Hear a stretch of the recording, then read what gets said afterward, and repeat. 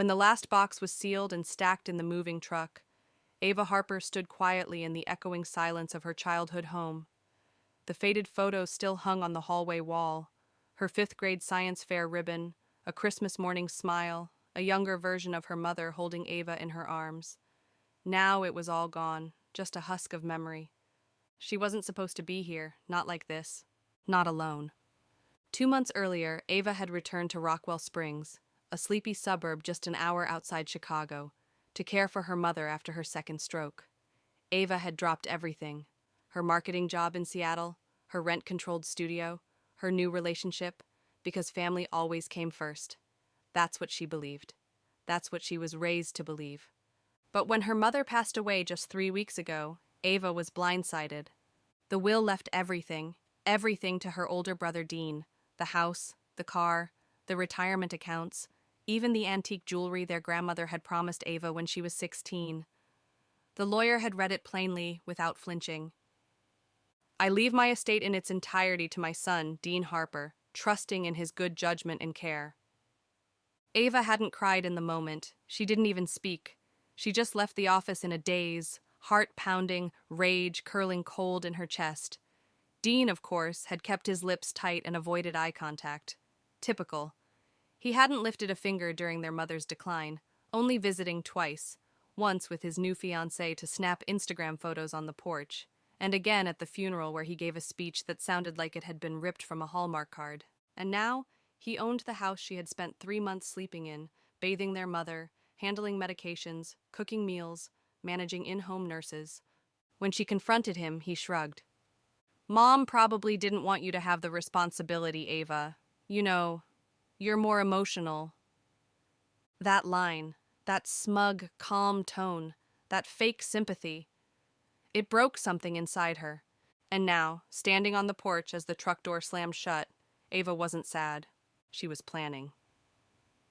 3 days later, Ava met with attorney Marie Delgado, a former neighbor who used to hand out oversized candy bars at Halloween and now ran a small private practice. Marie had known Ava's mom, knew she had Alzheimer's symptoms as early as last year. "So, this was changed recently?" Marie asked, flipping through the papers Ava had found in the top drawer of her mother's old desk. A revised will, dated just 4 months ago, all in typed text, except for the signature, which looked shaky and uneven, unlike the previous document from 2018 that had split the estate evenly between both children. "Yes," Ava nodded, "and I found this too." She placed a folded piece of lined notebook paper on the desk. In her mother's unmistakable cursive, "Ava, if anything ever happens, please forgive me. I don't trust Dean with the house. Talk to Marie. She knows where the real copy is." Marie stared at the note for a long time. Her jaw tightened slightly. "I kept it," she finally said. "The original. Your mom brought it to me 6 months ago, before things got worse. She was worried Dean would manipulate her. I never thought he'd go this far." Ava felt a strange warmth surge in her chest, grief and relief tangled together. "So we can contest it?" Marie's lips curled into something sharp. "Not just contest. We can expose it." The weeks that followed were filled with quiet strategy. Marie filed an injunction. Dean was served. The court requested all documentation for verification, and that's when Ava discovered the second betrayal. Dean had already put the house on the market. It wasn't just about inheritance now, it was about erasure. He was trying to wipe away everything: her effort, her care, her connection to the home. Ava called him. She didn't scream, she didn't beg. "I know what you did," she said calmly, "and I'm not backing down." Dean's voice remained detached, amused even. "This is just going to drag you through mud. Is it worth it?" Ava smiled into the phone even though he couldn't see her. "You'll find out soon enough." Meanwhile, Ava received a message on Facebook from someone she hadn't thought of in years, Sasha Mendez, a former classmate from high school. They hadn't talked since graduation. But Sasha now worked as a digital forensic analyst for a private firm in Chicago. "I saw what's happening," Sasha wrote, "and I might be able to help." Ava met Sasha at a coffee shop the next morning, bringing a copy of the revised will. Sasha squinted at the paper, then opened her laptop. This was scanned, Sasha said. Whoever sent this to the estate lawyer either forged it or copied it over something else. I'll run some filters. Minutes passed. Then Sasha leaned back. There it is, she said. Underneath the text, someone altered the original file. The metadata shows a PDF creation date that doesn't match the signed date. Dean either edited it himself or hired someone. Ava's breath caught. This was the crack she needed. She returned to Marie's office with the new evidence. Marie whistled low. We'll request a forensic analysis under oath. Once this is in court, we'll present both wills, the letter from your mom, and the digital tampering. This isn't just fraud, it's felony-level document manipulation. Ava nodded, eyes focused. Let's proceed. The court date was set for June 17th, 3 weeks away. 3 weeks to prepare. 3 weeks for Dean to pretend everything was fine, while the truth built behind the scenes like a storm. 3 weeks before the house he tried to steal became his undoing. The courtroom was quiet, almost reverent as the judge entered. Ava's palms felt clammy against the wood of the plaintiff's table.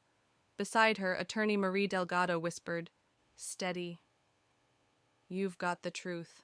Let the lies crumble on their own. Across the aisle, Dean sat with his arms folded, flanked by a high-priced estate lawyer in a charcoal suit. He didn't look at Ava once. The judge, a sharp-eyed woman in her early 50s, cleared her throat and tapped her gavel lightly. We're here for an emergency hearing regarding the estate of Meredith Harper and a potential contestation of the will submitted last month. Ava barely registered the legal formalities. Her heart pounded with every mention of her mother's name, but when Marie stood to speak, the room sharpened into focus. Your Honor, we intend to prove that the submitted will was not authored or signed by the decedent of sound mind, and that the original unaltered version was deliberately concealed to transfer the estate in full to one beneficiary, Mr. Dean Harper. She walked to the evidence table and lifted a small, zip-sealed folder. This is the original will, held in my office at the personal request of Meredith Harper, who feared undue pressure from her son. It divides the estate equally between her 2 children, including the family home. It is signed, dated, and witnessed 6 months before her stroke. Dean's lawyer jumped in, voice oily. Objection, this is hearsay, and conveniently produced only after the newer will appeared. Marie smiled without humor. Which is why we've also brought in a digital forensic analyst, who will demonstrate that the will submitted by Mr. Harper was digitally modified. Its metadata proves it was altered after the original file was created. The judge nodded, face unreadable. Proceed. Outside the courthouse, cameras had begun to gather. Local press had caught wind of the scandal. A grieving daughter battling a forged will, a tech-savvy twist, a high-value estate. But Ava didn't care about the headlines. What kept her focused was the quiet voice of her mother on that scrap of lined paper. Talk to Marie. She knows where the real copy is. She had. Now it was time to confront what lay beneath the surface of Dean's arrogance. That night, Dean texted her for the first time in weeks. Dean, you really want to drag the family through this? Dean, it's just a house. Dean, you can still back out. We can work something out privately. Ava stared at the message, fingers trembling, not from fear, but fury. He was still trying to negotiate like this was a business deal, like their mother's last wishes were a bargaining chip. She didn't reply. Instead, she forwarded the messages to Marie. 2 days later, Sasha took the stand. She walked through the metadata, the file alterations, the mismatched dates. She demonstrated how a forgery could be created from an old template and how the digital footprint betrayed the timing of Dean's so-called final will. Then she dropped the final blow, an audio clip. I found a voice memo on the hard drive, she said, likely left by accident, time-stamped a week before the will was submitted. The courtroom speakers crackled with static before a voice. Dean's voice filled the room. Okay, just change the date to February. She was still kind of lucid then, right? I'll take care of the rest. Don't worry, Ava won't see it coming. Ava's breath hitched. For the first time since the hearing began, Dean's face changed. Panic. The judge paused the audio and leaned forward. "Mr. Harper, do you care to explain this recording?" Dean's lawyer whispered furiously into his ear. Dean's jaw clenched, his cheeks flushed, but he said nothing. After the session, Ava walked slowly through the quiet hallway of the courthouse. Marie caught up with her, her expression careful. "You okay?" Ava nodded, just letting it sink in. Marie glanced back toward the courtroom. "He knows it's over, but the judge still needs to rule officially. We'll get a decision in the next few days, possibly sooner." Ava exhaled. "I don't even care about the house anymore, not really." Marie tilted her head. "Then what do you care about?" Ava looked down at her hands. "That people see what he really is. That my mom's wishes weren't twisted for his gain. That someone finally stops him." Marie nodded once, firmly. "Then we're almost there." But the story wasn't done unraveling yet. That night, Ava got another message, not from Dean, from someone named Elena Richards. "You don't know me, but I dated Dean years ago. I saw your story on the news. I think I have something you'll want to hear." Ava's heart skipped. "I kept something. From back when he tried to do this to my family. My dad cut him out of a business deal and suddenly things went missing. Documents got lost. I never told anyone, but I've got proof." Ava messaged back instantly. "Please, I want to see it." The next morning, in a quiet cafe off Route 14, Elena slid a USB stick across the table. Her hands were steady, but her eyes held old anger. "He's done this before," she said. "And if you're the one who finally brings him down, just promise you won't stop halfway." Ava closed her fingers around the drive, eyes burning with focus. "I won't." The contents of the USB drive were more damning than Ava could have imagined. 2 folders. One labeled Business Trust, 2016. The other, Meredith Archive. Inside the first were copies of contracts, some scanned, others photographed, between Dean and Elena's father, Mitchell Richards, a well-known small business investor in Rockwell Springs. Ava scrolled through email chains, showing how Dean had pressured Mitchell to name him as a successor in a real estate trust. When Mitchell refused, those documents mysteriously went missing, only to be replaced by altered versions bearing forged digital signatures. The second folder was even more personal. Screenshots of text messages. One, dated February 4th, 2023, 2 weeks before Ava's mother revised her will. "Dean, you said she didn't know what day it was, so what's the problem? I'm not taking anything. I'm protecting it. Ava can't handle a house anyway." Another, dated March 1st, after the will was notarized. "Dean, just keep the files in your cloud for now. Worst case, we say Mom didn't remember giving you access. No one will trace it." It wasn't just arrogance, it was premeditated manipulation, the kind that didn't come from desperation, but from long practice. Ava turned the laptop to Marie, who had met her at Sasha's apartment that evening to go over the new material. Marie skimmed through the texts, then leaned back in her chair. "Well," she said softly, "he didn't just cross a line, he paved a whole damn road across it." They didn't wait.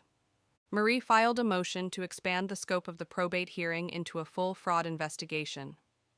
At the same time, Ava and Sasha compiled the documents into a chronological presentation, time-stamped emails, text messages, metadata reports, and most damning of all, a copy of Meredith Harper's original will, with witness affidavits and proof of tampering traced directly to Dean's computer IP. But it wasn't enough for Ava to win in court. She wanted the town to see him fall. Rockwell Springs was small. Gossip traveled fast, but facts spread faster with the right framing. Sasha helped Ava upload a heavily redacted version of the documents, names obscured except for Dean's, to a password-protected website titled justiceformeredith.com. On the front page, a single quote from Meredith's note. "If anything ever happens, please forgive me." By the time the next court date arrived, whispers had already reached the gallery benches. Ava walked in with her head high, Dean still avoiding her gaze. He looked thinner now, more restless. Even his expensive suit couldn't mask the sheen of sweat at his temple. The judge reviewed the new filings in silence. Finally, she spoke. I'm extending this hearing into a formal probate fraud inquiry. The burden of evidence you've submitted warrants further investigation and the potential for criminal referral. Dean's lawyer stood and began to object, but the judge cut him off. This is no longer just about a will. This is about intentional deception tied to the estate of a mentally impaired individual. Mr. Harper, you may wish to retain separate criminal defense counsel. For the first time, Dean's expression cracked. His jaw clenched so hard it looked like his teeth might snap. Marie leaned toward Ava and whispered, "Now we're past the point of no return." But not everyone was ready to let Dean sink quietly. 2 days later, Ava got a call from a number she didn't recognize. She picked up. "Hello?" A pause, then a man's voice, smooth, calculated. "Ava, this is Richard Maddox. I work with Eastern Crest Holdings." She blinked. "That's the firm Dean consulted on Mom's property." "Yes," the man continued. "Let's just say, he involved us under false pretenses. Told us the home was already transferred. We're considering a lawsuit for misrepresentation. But I'd rather resolve this quietly." Ava narrowed her eyes. "What are you asking for?" "Simple. Drop the site. End the noise. We'll make sure Dean formally relinquishes the house, pays a restitution fee. You get the house clean, quiet, off the radar." Ava stared at the wall. He thought this was just business cleanup, like a PR disaster, like her mother's memory was a nuisance to be sanitized. "Not interested," she said flatly. "We're not negotiating with people who helped him lie." The line went dead. The next morning, someone broke into Ava's storage unit. Nothing was taken, just opened boxes, scattered belongings, her mother's quilt ripped and slashed like a warning. The lock had been cut. No fingerprints. Ava didn't cry. She filed a report, changed her locks, and installed a camera. Then she drove back to the courthouse, marched into the probate clerk's office, and handed over the full digital archive Elena had given her. "No more silence," she told Marie. "Let's go public, all the way."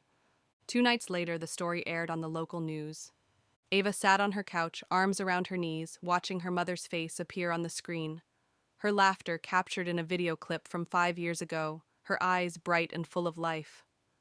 The anchor's voice was steady. "A Rockwell Springs woman is challenging a forged will that left her family home to her estranged brother, despite mounting evidence of fraud and elder exploitation. The case has drawn attention after digital proof surfaced, revealing metadata manipulation and private messages admitting to deception." Then it cut to a soundbite from Ava. She had agreed to one interview. Just one. "This isn't about revenge. It's about making sure no one can erase a parent's wishes because they think they're smarter or faster or louder. I'm doing this for my mom, and for every daughter who was told to stay quiet and let it go." She didn't expect tears, but they came anyway. Software. Fierce. Unapologetic. Across town in his downtown condo, Dean hurled a wine glass at the wall. His phone buzzed with dozens of notifications, calls from partners, emails from clients, and one final text from an unknown number. "You built this lie, Dean. Now you get to live inside it." He stared at the screen, his breath shallow. This wasn't going away, and for the first time in his life, there wasn't anyone left to clean up after him. By the end of the week, justiceformeredith.com had over 150,000 visitors. What started as a local inheritance dispute had become a ripple that spread beyond Rockwell Springs, fueled by a viral Twitter thread, posted by a legal advocacy group, and retweeted by a national journalist. Words like elder fraud, will manipulation, and digital evidence trail began trending alongside Ava's face, and a short clip of her sitting quietly in her mother's garden, holding the torn quilt from the storage unit. The quilt had become a symbol. Her story, a daughter betrayed by her own brother, fighting back with intelligence, patience, and proof, was suddenly part of a larger conversation.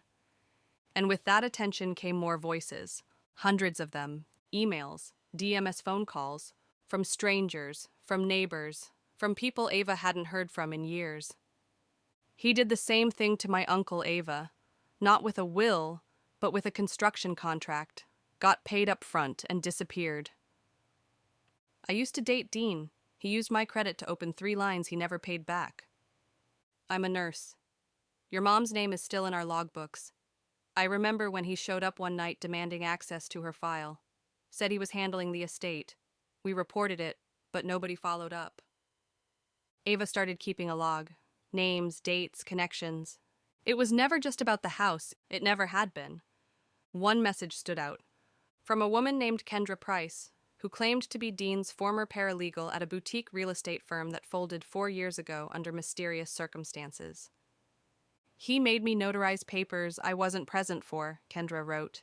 He'd hand me a blank will, then come back with a filled-in version, signed, but not in front of me. I didn't know it was illegal at the time. I was 24, scared. He always made me feel like I was lucky to have the job. Ava met Kendra at a bookstore in Glenwood Heights. She was nervous at first, fiddling with her scarf and checking over her shoulder. But once she saw Ava's calm and steady energy, she softened. I'm not doing this for revenge, Kendra said, but I need to know I wasn't crazy, that I wasn't complicit in something that hurt someone. Ava nodded gently. You weren't. You're helping now. That's what matters. Kendra slid a worn notebook across the table. Dates, case names, sticky notes she had copied from Dean's desk. It wasn't definitive proof, but it was a breadcrumb trail. Enough for Marie to file a formal request for financial records tied to Dean's former businesses, and enough to catch the eye of the Illinois State Attorney's Office. Meanwhile, Dean's world was unraveling faster than he could patch it. Eastern Crest Holdings issued a statement distancing themselves, citing unauthorized client representations. His bank called in a debt, tied to a second mortgage, one that Ava discovered had been taken out against their mother's property, 2 months before her death. The real estate agency he worked with suspended his license pending further review. And his fiancée? Gone. She'd packed up, posted a breakup quote on Instagram, "You can't build a future on stolen foundations," and vanished back to Atlanta with a clean slate and a few parting shots on her story. But Ava wasn't celebrating. Not yet. Because just as the tides were turning, a new legal threat appeared. A thick envelope arrived at Marie's office, served by Dean's newly hired criminal defense attorney. It was a lawsuit, defamation, invasion of privacy, cyber harassment. They were accusing Ava of orchestrating a smear campaign, of hacking Dean's files, of publishing private texts without consent. A desperate swing, a final grasp. But it landed like a cold gust across Ava's chest. Marie shook her head as she read through it. It's a scare tactic. He's trying to flip the script. Ava swallowed. Could it work? Marie looked at her, steady. Not if we stay 3 steps ahead. She leaned forward. And it's time we bring in someone else. The next day, Ava met Elijah Keene, a trial strategist and public advocate, known for dismantling smear suits and countersuing with precision. He was quiet, with eyes that studied everything and said little. But once Marie showed him the evidence, the notebook, the forensic files, and the depth of the deception, he nodded once and said, "We're going to expose not just what he did, but how often he's done it. He's used silence as a weapon for years. Let's make noise." They filed a countersuit. Fraudulent will execution, abuse of power of attorney, document tampering, witness intimidation, unjust enrichment. And then Elijah added something Ava hadn't thought of. We'll also file for civil forfeiture of any assets gained from these actions, meaning if he used Mom's house to fund his lifestyle, we can seize it. Ava stared. She hadn't even imagined that kind of justice. Not just getting the house back, but stripping the illusion he had built on it. That night, Ava returned to the house one last time. It was still locked up, empty. But she walked through the yard and placed her palm against the glass of the kitchen window. She could almost hear her mother humming, making tea, reading the paper, letting sunlight spill across the table. "This isn't yours," Ava whispered to the dark interior, "and it never was." She didn't cry. She didn't smile. She just turned and walked back to her car with purpose. Courtroom 2B was standing room only. The defamation countersuit had brought more than just legal professionals and curious townspeople. It had drawn regional media, legal observers, and even law students from a nearby university. Everyone wanted to see how a quiet inheritance dispute had unraveled into a scandal that now threatened to redefine elder law in Illinois. Ava sat in the front, composed, every movement deliberate. Her blouse was pressed, her eyes calm. She wore her mother's brooch, a delicate silver leaf, pinned to her lapel, just over her heart. Dean entered late. His swagger was gone. Gone was the confident smirk, the perfectly tailored posture. His suit still tried to sell the illusion, but the panic lived in his eyes now, darting, calculating, fragile. He didn't look at Ava, not once. The judge called the room to order and launched the joint hearing, probate fraud, civil countersuit, and preliminary evidence on the defamation charges. Elijah Keene rose first. In the matter of Meredith Harper's estate, he began, we have shown consistent, verifiable, and alarming signs of will manipulation, identity fraud, and property abuse. We have proven, not speculated, that Mr. Dean Harper leveraged his mother's cognitive decline to forge legal documents in his favor. He tapped the screen beside him. A series of slides flicked by, file timestamps, audio messages, the hand-signed note from Meredith, and the forensic metadata trail Sasha had traced.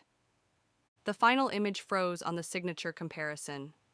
Meredith's 2018 will versus the 2023 revision. One line firm. The other trembled like a leaf in the wind. Elijah continued. And now, when exposed, Mr. Harper files a defamation suit against his own sister, the daughter who left her job and her life to care for her mother, a woman whose only crime is honoring a dying woman's last wish. Talk to Marie. She knows where the real copy is. The courtroom was still.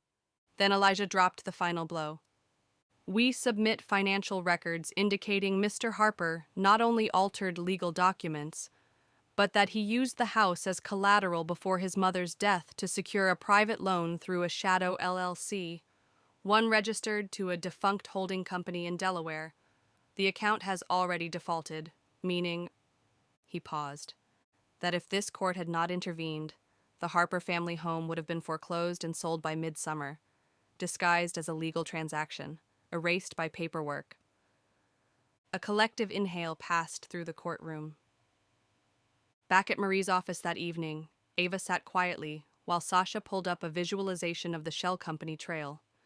There were 3 in total, all created within 90 days of each other, all with different names but identical mailing addresses, a virtual office suite in Wilmington, Delaware. What was he doing? Ava whispered. Sasha spun her laptop, covering his debts, fast. It looks like he funneled part of a property loan into paying off an outstanding tax lien. One you didn't even know existed because he used your mother's SSN. Probably did it when she was hospitalized after her first stroke. Ava's throat tightened. He stole from her, she murmured. Marie nodded. And now, we prove he stole from you too. Days later, Ava's story was picked up by the Chicago Times under the headline, The Quiet Daughter Who Exposed an Empire of Fraud, Ava Harper's Battle for Her Mother's Legacy. Within hours, she received 2 unexpected calls. One from Detective Brian Kessler, from the state's Elder Abuse Task Force. We've had multiple reports come in. Your case opened a door we've been trying to kick in for years. I'd like to meet off the record for now. The other, from the Illinois Department of Financial Regulation. They had begun their own inquiry into Dean's mortgage activity, suspecting larger real estate fraud involving multiple elderly homeowners across suburban counties. I think, Ava said slowly to Marie after the calls ended, we've pulled the wrong thread on the right sweater. Marie cracked a rare, grim smile, and now it's unraveling. Meanwhile, Dean was unraveling too. His assets were frozen pending inquiry. His attorney requested to withdraw from the case after ethical complications. And in a final twist of irony, the bank that had held the fraudulent loan issued a foreclosure notice, not to Ava, but directly to Dean's private condo. He was losing everything, Not because Ava yelled, not because she fought dirty, but because she documented everything. Because she had witnesses. Because she had truth and didn't let it go. But Ava wasn't done. Not yet. Because in the middle of the court chaos, Sasha discovered one last anomaly in the metadata logs. "Do you remember your mom's old desktop computer?" she asked. Ava nodded. "The one with the floral mousepad? It was upstairs." Well, before the new will was submitted, someone plugged in a flash drive. The ID matches one of Dean's, the same one he used to send you the fake will PDF. Ava blinked. "You're saying there might be more?" Sasha's voice dropped. "There might be a video file. It was large. Deleted later. But the metadata is still there." Ava's pulse quickened. "If we can recover it?" Sasha smiled for the first time in days. "Then your mother might have left more than a note." The attic still smelled like dust and cedar. Ava stood in the dim light, Sasha kneeling beside the old desktop tower. The monitor buzzed faintly, half alive. Outside, the morning sun cast golden stripes through the slats in the window, painting Ava's mother's house in soft defiance. "She would have hidden something here," Ava whispered. They had recovered fragments of the deleted file already, just pieces, name tags, thumbnails, a corrupted audio trail. But Sasha was convinced there was more. The software was running, piecing together data sectors one at a time, hunting for the ghost of a deleted memory. And then, at 2:47 p.m., the screen blinked. A file reappeared. "My final wishes.mp4. Ava stopped breathing. Sasha didn't say a word. She clicked play. The video flickered to life, showing Meredith Harper sitting at the kitchen table, frail but alert. Her hair was thinner, her eyes were lined, but bright. A mug of tea steamed softly in front of her. The date in the corner, February 3rd, 2023. She leaned toward the camera. "If you're watching this, I'm either gone or someone's lied. Maybe both. I've written a new will. One that splits everything evenly between Dean and Ava, because that's fair. And because Ava has taken care of me like I never imagined a daughter would. Dean, I love you, but I don't trust you anymore. Not after what you asked me to sign. So, if he shows up with a different will, saying I gave him everything, don't believe him. I didn't. I wouldn't. Ava, honey, I'm sorry I wasn't stronger." She blinked back tears and smiled softly. "But I knew you would be." The screen froze. Sasha leaned back. Ava wiped silent tears from her cheek. It's her words, her face, undeniable. "No judge in the world can ignore this." The courtroom was full again for the final hearing. Even the judge looked more alert, aware now that this case had grown far beyond probate disputes and sibling rivalry. It was a statement, a warning, a reckoning. Elijah entered the video into evidence without fanfare. No theatrics, just truth. Dean's new lawyer objected, but the objection was denied. The video played in full. The courtroom was silent. A few people wept. Marie squeezed Ava's hand, and when it ended, no one looked at Dean, not even his own lawyer. The judge's ruling came swiftly. The 2023 will was declared invalid and fraudulent. Ava was named co-heir and granted full conservatorship over all assets. Dean was referred to the Illinois Attorney General for criminal prosecution. The charges would include fraudulent execution of legal documents, abuse of power of attorney, identity theft, mortgage fraud, elder exploitation, attempted obstruction of justice. It took 4 more months, but in that time, Dean was indicted and released on bail. A broader task force was formed, using Ava's case as a model for identifying financial abuse. Eastern Crest Holdings settled quietly and began reviewing all trust accounts involving elderly clients. Ava gave a TEDx talk titled, "Love is Not Silence, Fighting for My Mother's Voice." And one cool October morning, Ava walked back into the house her mother had once filled with stories and laughter. Only this time it was hers again. The deed bore her name. She didn't renovate, not much anyway. She kept the garden the way it had always been. wild roses, jasmine vines climbing the porch, the little gnome statue her mother had placed near the steps still standing guard. But inside, she added one thing. Above the mantel, a framed still of the video. Meredith smiling, holding her tea. Below it, a plaque. I knew you would be strong. 1 week later, Dean pled guilty to 3 counts of fraud as part of a deal. He avoided prison, barely, but was ordered to pay full restitution, lost his license, and was barred from practicing real estate for life. He moved out of state. No one said goodbye. The Harper name stayed in Rockwell Springs. But now, when people spoke it, they thought of Ava, of courage, of legacy, of truth rising through silence. And sometimes at night when the wind moved just right through the house, Ava would sit by the window with tea and imagine her mother's voice saying, "You did it, baby. You brought it all home." And she would smile. The end.